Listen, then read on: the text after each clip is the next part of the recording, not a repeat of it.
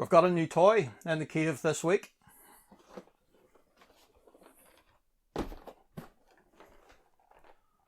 One Commodore Amiga 500 complete in box. Well, I say that it is missing all the accessories and the power supply. It does have the polys in here, which is really nice to have. But we can't really complain because this computer was gifted. All I had to do was cover the price of postage plus a few pound for beer money. The guy I got this from tells me that it's not working though. So let's get it out of the box and let's see what's wrong with it. So this computer is generally bulletproof. It doesn't suffer capacitor problems like its younger brothers would. The Amiga 600, 1200, CD32 or even 4000. In those machines, the surface mount capacitors tend to go bad, leak, cause problems. It's all through hole on the 500 and those capacitors generally don't give any trouble. Our machine is quite dirty. There's a few scuff marks on it, absolutely caked in dust, but we can easily take care of that. Need to figure out first though why it's not working, and the one place to look is the trapdoor. Like all 500s, this machine originally only shipped with 512k of memory, so it was very popular to add another 512 to a memory expansion in here. Those memory expansions had batteries on them for a real-time clock. There's one there. There's a battery. And there's a high chance that that battery has leaked.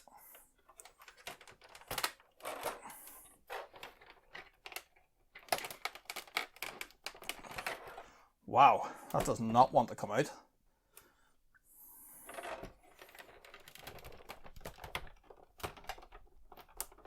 Come on! Ow!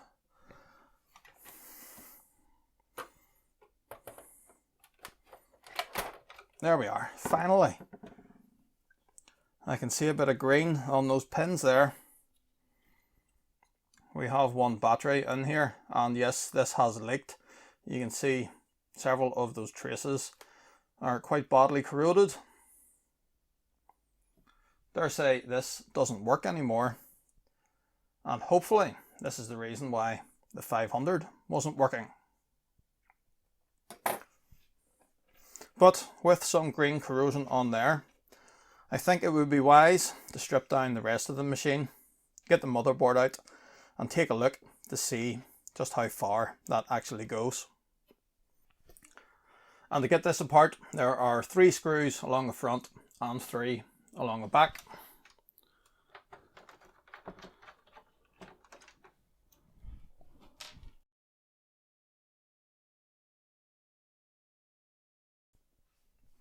There are then sort of wee clips along the side internally. So all you really need to do is push the sort of bottom bit of plastic and just lift off the top. Keyboard just unplugs. No ribbons or anything in this, just wires. Very dirty.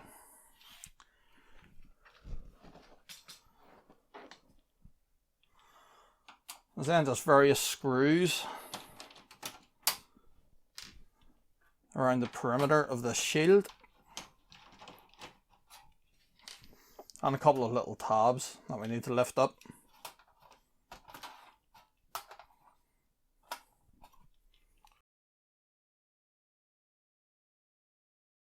Another rusty shield, have to do something with that. We can use that sort of wire brush tool again to get that rust off.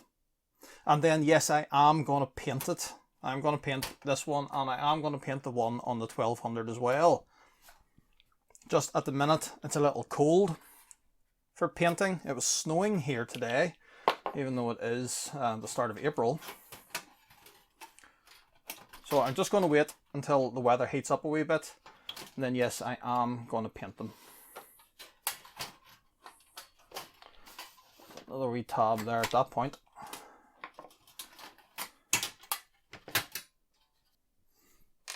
Just want to remove the floppy drive as well. It'll probably need a good clean out internally, considering how dusty the rest of the machine is. And removing that floppy drive also lets us see that this is a revision 5 board. So luckily enough, the corrosion here seems to be limited to this edge connector only. I don't see anything else on any of the surrounding components. There's very minor corrosion just on a couple of the traces here, but I don't think it will give us any problems, albeit we can measure it with the multimeter just to be sure. I think what I'll do is remove the motherboard from the case, get this bottom I/O shield off it, and then we'll make a decision of whether or not this needs to be removed to clean that up properly, or if we can just try and tackle it as is. I do have that other spare motherboard. Remember the one we took the video port off for the 1200? So I could always take the edge connector off it to put on this machine. Although I don't really think that's necessary. I do think this will clean up fine. Well, after getting that bottom shield off, I'm happy enough to say that there's no corrosion whatsoever on the underside of the board. It really is just isolated to this spot here. So I think all we'll do is try the white vinegar and the toothbrush and the IPA.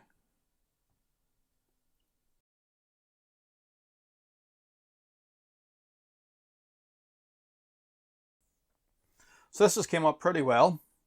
All the nasty green corrosion is away, although the solder joints here are a little dull. I may yet remove this, or even just reflow those joints. That said though, it'll probably be fine as it is. Next thing I want to do though is to try and power this board on. Just keen to see what it's doing. But before doing that, I want to quickly pull all of the socketed chips, spray a little bit of our contact cleaner in there and just reseat everything. You never know, that may help cure whatever problem this board has.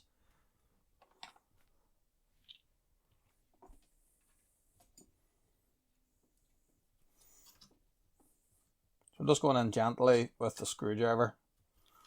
I'm just going to lift each side.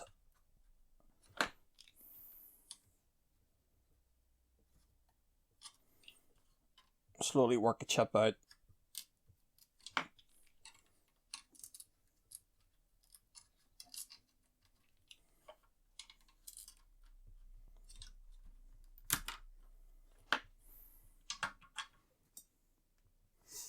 I've just bent all the pins on that. Oh, you stupid boy.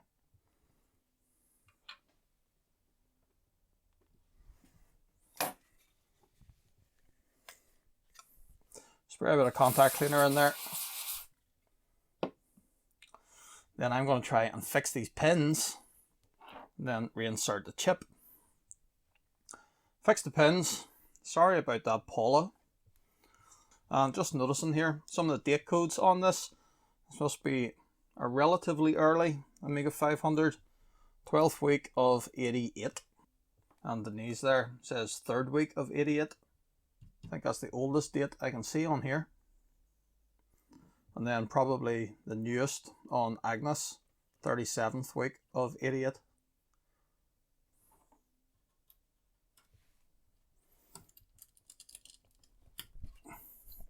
So just reinsert the chip then.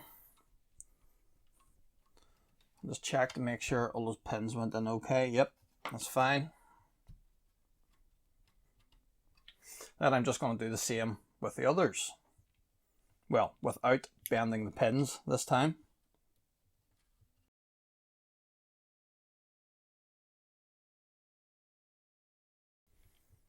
That's better.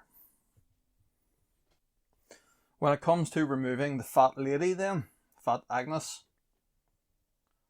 don't try to get it out with a screwdriver wedged in the corner like that. All you'll do is smash the socket. You do have two options on this board. on the underside there, you can see those holes. So if you poke something through with a flat end on it, you can push the chip out.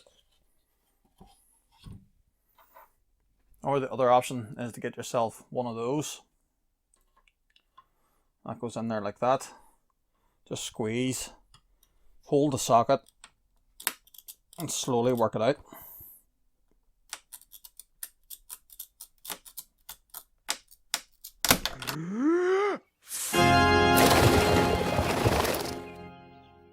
Dear Lord, that's the loudest profanity I've ever heard. That was well in there. And that thing has slipped and put a wee score into the package there. Damn it. Shows you how well in that was. I was maybe being a little heavy-handed. Hasn't damaged any of the pins though. So again, just a little bit of our contact cleaner. And let's reinsert the chip. That was really, really well in there. I mean, normally you just insert that, squeeze, and just pull and they come straight out. Probably never been removed before. In fact, after doing that, I'd probably recommend going that route if the chip has never been removed before. I am annoyed at that. Right, anyway, let's try and power this thing on. Let's see what it's doing. Okay, so RGB is hooked up and power is hooked up. We're just going into the capture device on the PC, into OBS. Let's see what's going to happen.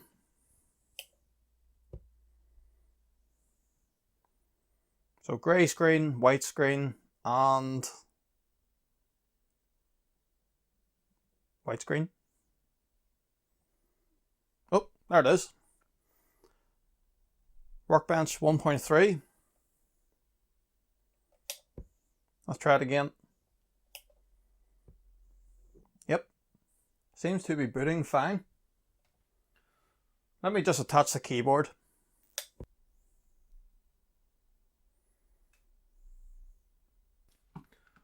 So keyboard's showing its red power LED, and it did try to access the disk drive, albeit the disk drive's not there. We did see the green LED come on for a second. In fact, let's attach the disk drive. I just give the floppy drive the quickest of cleans. Just got all the dust out of it and cleaned the heads with a little bit of IPA. That'll do for now. The only disc I have to hand quickly is a copy of Microprose Golf. Let's just try this to see what happens.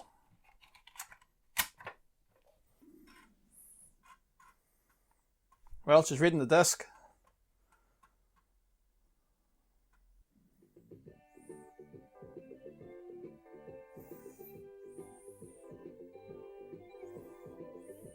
So, yep, seemingly working. Not sure what's going on there. Maybe there's just an error on that disk itself. And, yep, it looks like there may well be. Although, not discounting, possibly is an error on the machine still. Because we haven't really done a lot here, have we? And it seemingly works. So I think what I'll do is put this board back in the case. The keyboard needs a really good dusting, doesn't it? It's absolutely disgusting. So I'll pull all the keys off, clean all that out, and then I'll maybe write a copy of the Amiga test kit onto a floppy, and we can run that and test the memory. And assuming all that checks out okay, I suppose we could have a go at trying to fix this. Now this side of it here is pretty well gone. But we don't actually need, well, don't actually need those components, the battery and these bits up here. All that's related to the clock only. For the memory, it's just obviously the memory chips and then these couple of parts here. It's just that one last trace there. It's quite heavily corroded. that comes around to connect into some of the memory. But all these traces over here, we don't really need. Saying that though, I would probably have to strip this board down, take all the components off it, bathe the thing in white vinegar, and then IPA. We'll have to try and get all the corrosion out of there. But that is getting ahead of ourselves ever so slightly. Want to get this thing back in its case, and I want to test that memory. The keyboard cleaned up quite well. I've got a copy of Amiga test kit on this old disc here. So let's boot to that, and then we can test a few things. So we'll start with memory. This should be really quick since we've only got that 0.5 megabyte. Yeah, it's been around 3 times so far, and fine. No issues. Keyboard. Yep, that all works fine. Audio. Apologies if that is cutting the ears off you, but just want to check the filter. Yep, that's okay.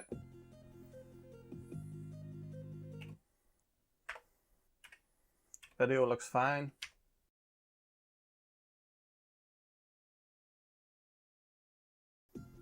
So seemingly our Amiga 500 that was sent my way being faulty has absolutely nothing wrong with it.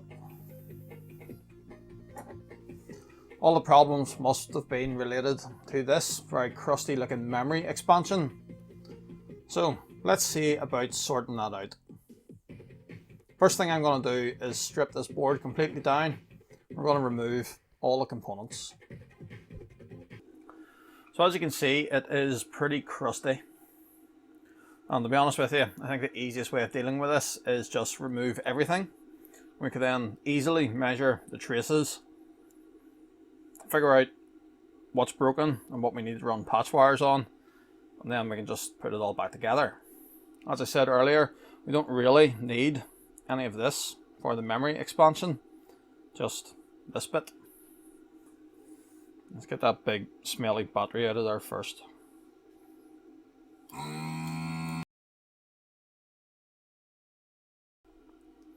You'll never guess what brand of battery that is.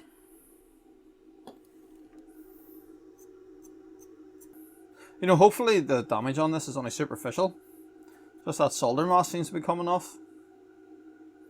But regardless, let's just trail all of this off.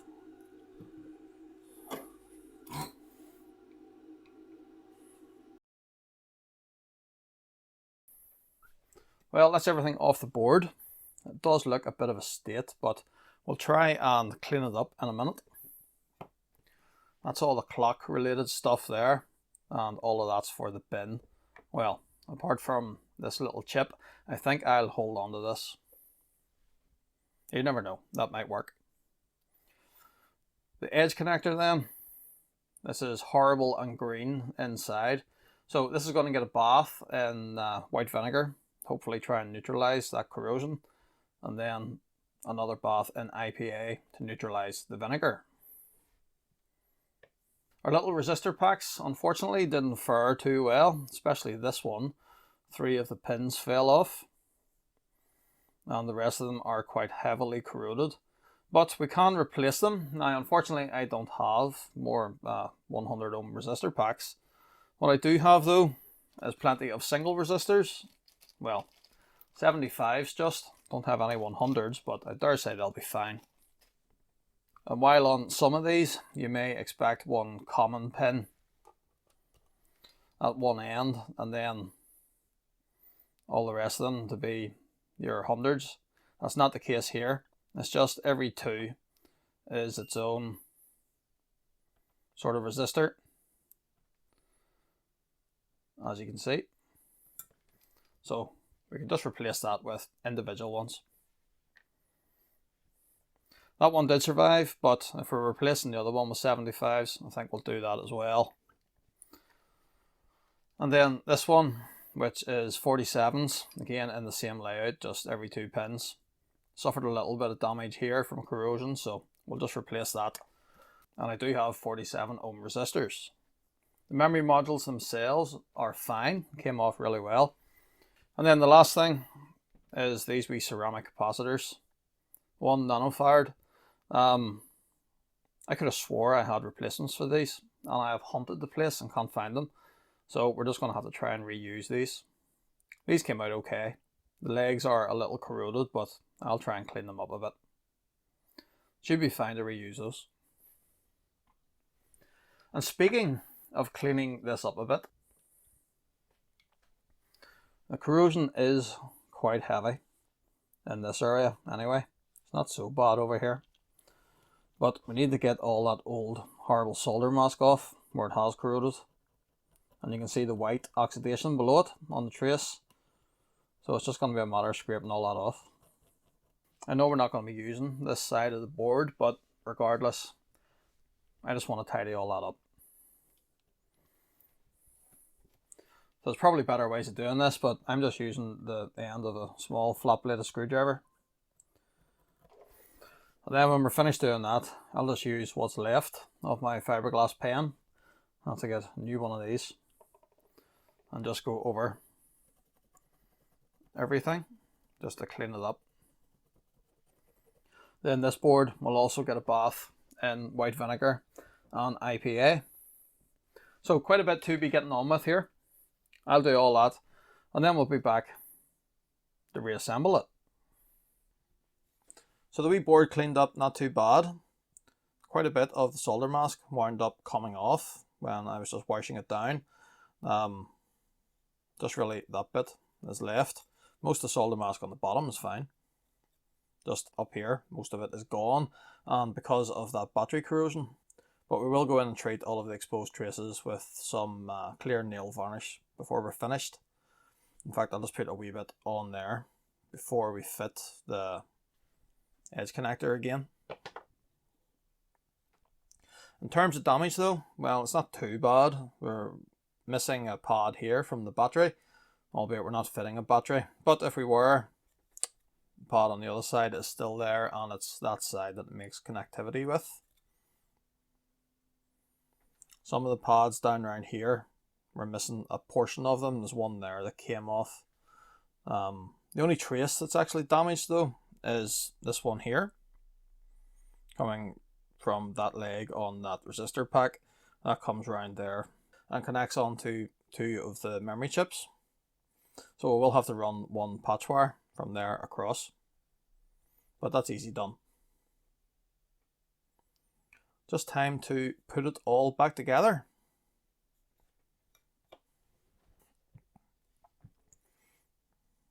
And just before we do start, I'm going to put the edge connector on first. These traces here will be below it, and that will be exposed, so it will oxidize over time. Just a little bit of nail polish over it will help protect it. And these bits here that are exposed, these are going to be underneath the memory chips, so while we've got the nail polish out, why not? And you probably could use green for this, but I just like to use clear. I do actually have some green nail polish that I bought before for this very purpose, but I think just using clear, it shows its battle scars, doesn't it? Or something like that anyway. I'm not getting too worried up around here about covering these pads because we're not going to be using any of these points. Right, have to let that dry, and then we can solder all these components back on.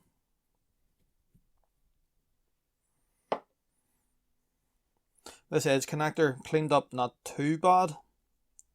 I've got the vast majority of the green nastiness out of it. And I actually wound up using our spare Amiga 500 motherboard with its edge connector and an awful lot of the contact cleaner. And just push this off and on a few times to try and make sure we tidied up the innards of it. It should work. The memory chips themselves, they cleaned up nicely. and equally the little ceramic capacitors that we're forced to reuse here. The legs of them cleaned up fine. Well, that's it back together, or at least as much of it as we need anyway, just the memory, resistors and those little capacitors.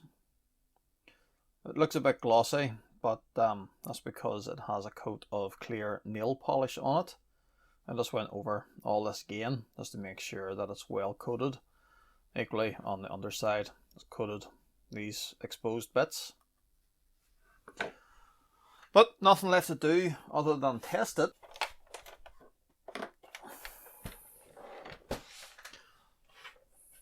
Give the case a bit of a clean as well. I think it's come up really well.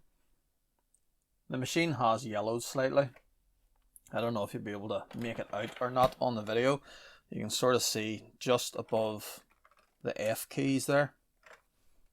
There must have been a shadow cast by those F keys for quite some time, because you can see sort of the outline of each one of them just on the plastic there. But I think it's fine. It's only yellowed ever so slightly, so I'm happy enough to leave it like that.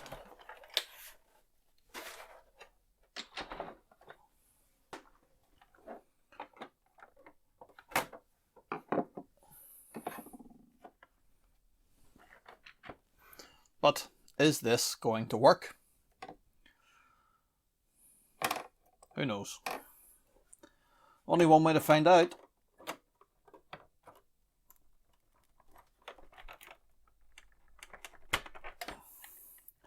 That is such a tight fit. That's unbelievable. If this doesn't work, I am going to cut the hands of myself getting this out again.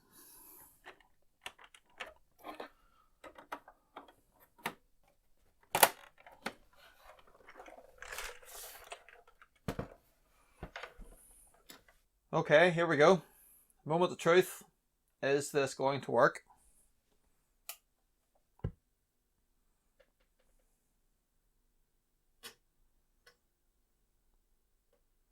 Looks good so far. Let's boot into Amiga test kit.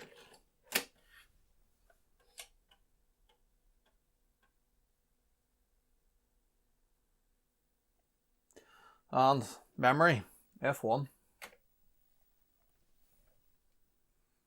So it is saying 1 megabyte total memory, chip 0.5 and slow 0.5. Test all.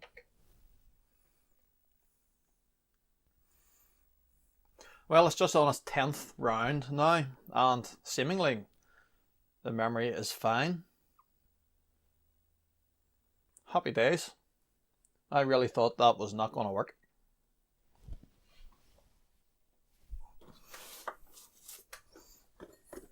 Let's try our game again, because this game actually does require 1 meg. So let's see if it'll boot this time.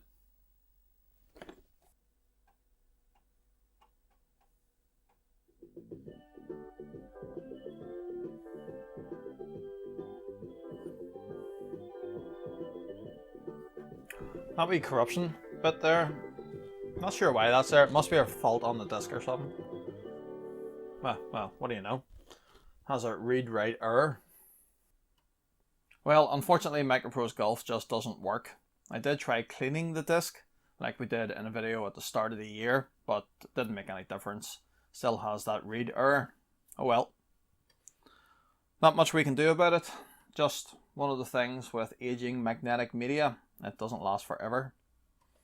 One of my games that does still work though is Premier Manager 2. This will work on the 500 as long as it has 1 megabyte of RAM. So let's see if it'll boot.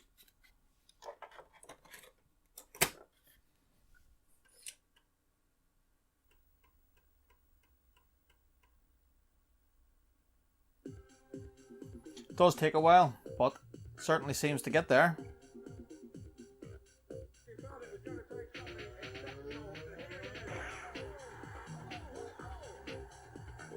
Well, I'm really happy that I have another Amiga 500 in the collection. Used to have one years ago and then stupidly sold it. This one is definitely going nowhere. Nice clean machine.